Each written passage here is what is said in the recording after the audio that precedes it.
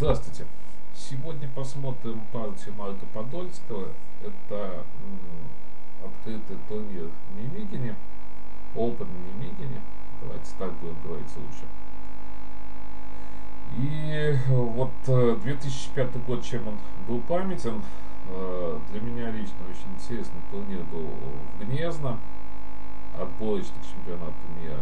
И, естественно, это чемпионат мира в Амстердаме. Был еще, конечно, вот интересно очень, я считаю, что Кубок мира в Италии, но как-то он мне не запомнился, я честно скажу, так вот. Все-таки для меня были вот два очень запоминающихся турнира. Это именно Гнезно, отборочный чемпионат мира, и Амстердам. И вот про Марка Подольского думали, что все-таки он проявит себя очень серьезно в 2005 году на чемпионате мира. Серьезно он готовился, насколько я знаю. С Александром Гетманским, по-моему, даже вот приезжал, он спарринговал, то есть в Россию. И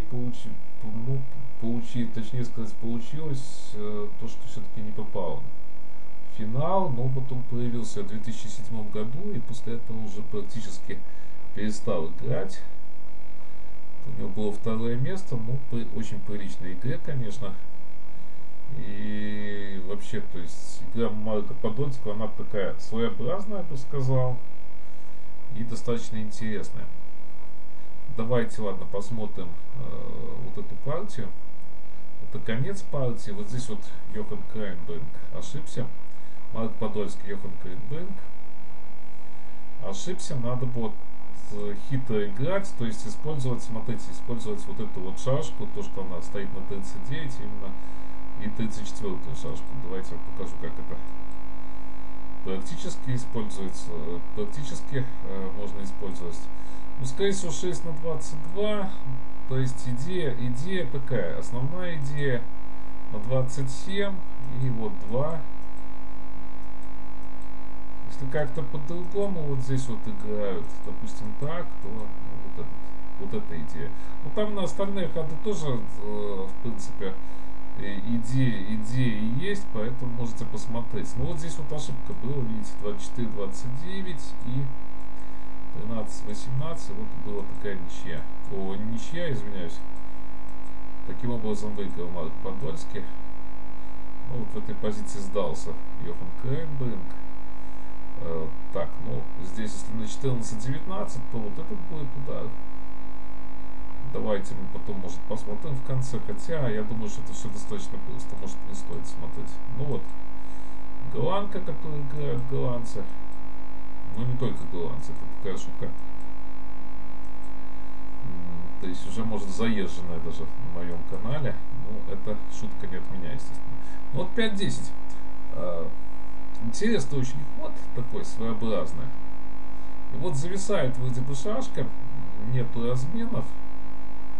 И достаточно интересная здесь игра получается. То есть сейчас 20-24 получается сочетание, и непонятно вот шашку еще как вводить будет 14-19. Ну вот решил Йохан Крайнберг разменяться, и 16-21. То есть вот на эту тему, на тему вот этой вот шашки, плохо выведенной, можно сказать, есть партии Александра Георгиева, можно посмотреть, и достаточно так он четко реализовывал. И, наверное, его партии вот здесь вот классические на эту тему. Но здесь специально, видите, Йохан Крайнберг специально вот не выводит даже шашку. То есть, наверное, стиль такой у него был тут в этой партии, стиль игры в этой партии. 43-39.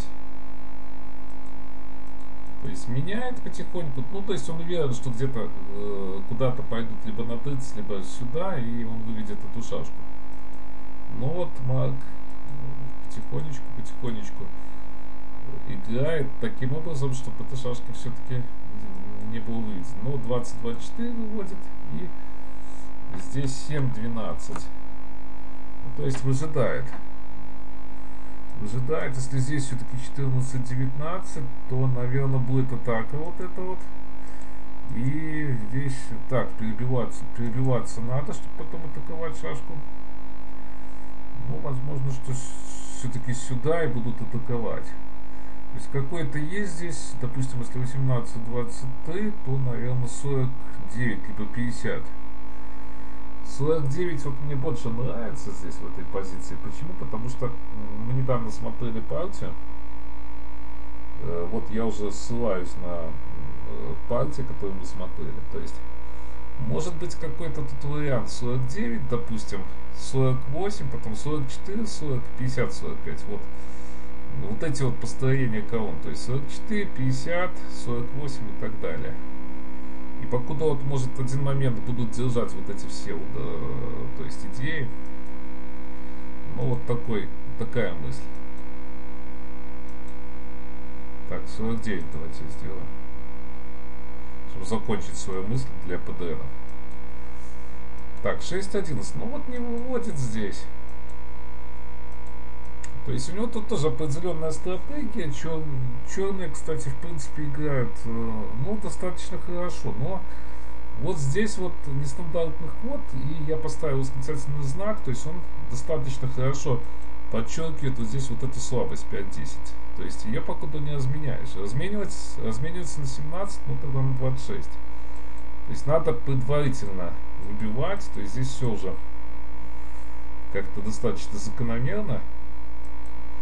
Видите, и здесь вот выбивает эту шашку на 26. То есть вот эти шашки уводят наоборот, вместо того, чтобы эта шашка должна уйти было в центр. И 39. Ну вот так достаточно хорошо, видите, сыграл Марк, и вот позиция очень хорошая. Хотя тут достаточно четко Йохан Крейнбринк играл, и позиция ничейная, но проблемы есть. Видите, у черных есть проблемы, а когда есть вот такие вот проблемы постоянно, то есть очень тяжело играть. 38, вот он выводит колонку, вот эту делает, то есть и все-таки зависает шашка. Видите, 33-28, вот я здесь поставил восклицательный знак, то есть он не дает вот эти ходы делать, то есть остается сюда, сюда и нападение. Так, получается на 18.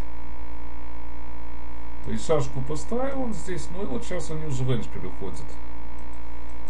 Уходит в эндшпиль. И вот таким образом вот получается позиция. Видите, покуда перекрывает. Ну вот здесь вот где-то должна быть, конечно, ничья, но все достаточно непросто здесь. Но вот он упустил здесь момент, как я уже говорил, надо было 13-19. И вот. Вот эта вот идея, ну, на 9 тут тоже, как я уже показывал, тут на остальные ходы тоже идеи есть. В принципе, вот, конечно, вот этот 13-19, то есть 39, видите, тоже не пойдешь.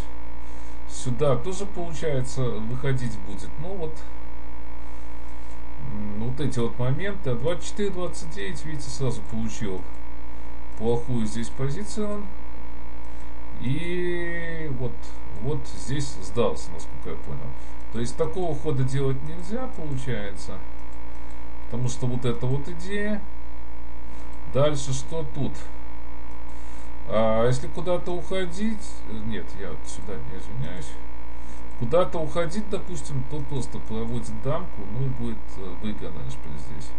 Ну и так далее. Вот такая вот позиция получилась. Достаточно интересная партия в техническом таком отношении, потому что, видите, Йохан Крейнбринк своеобразно достаточно сыграл, и вот, то есть пятерку, видите.